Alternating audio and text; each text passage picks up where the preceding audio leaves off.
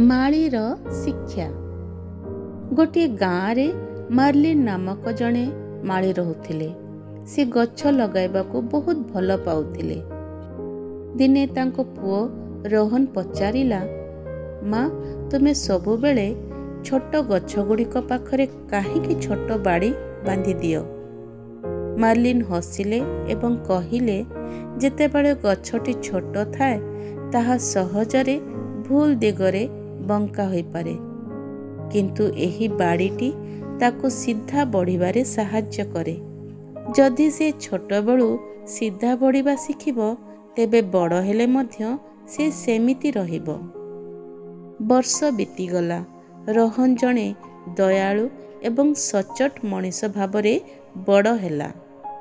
ସେ ମନେ ରଖିଥିଲା ଯେ ତାଙ୍କ ମା ତାଙ୍କୁ କିପରି ପ୍ରାର୍ଥନା କରିବାକୁ, ସତ କହିବାକୁ ଏବଂ ଅନ୍ୟମାନଙ୍କୁ ସାହାଯ୍ୟ କରିବାକୁ ଶିଖାଇଥିଲେ। ସେହି ଶିକ୍ଷା ଗୁଡ଼ିକ ତାଙ୍କ ସହିତ ସେମିତି ରହିଲା, ଯେପରି ସେହି ଛୋଟ ଗଛ ଗୁଡ଼ିକ ଶକ୍ତ ଏବଂ ସିଧା ହୋଇ ବଢ଼ିଥିଲେ। ଶିକ୍ଷା।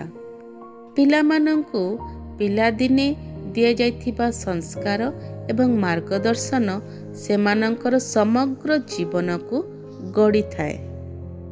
ବାଳକର ଗନ୍ତବ୍ୟ ପଥରେ ତାହାକୁ ଶିକ୍ଷିତ କରାଅ, ତେଣୁ ସେ ବୃଦ୍ଧ ହେଲେ ହେଁ ତହିଁରୁ ବିମୁଖ ହେବ ନାହିଁ। ହିତୋପଦେଶ 22 ଅଧ୍ୟାୟ 6 ପଦ।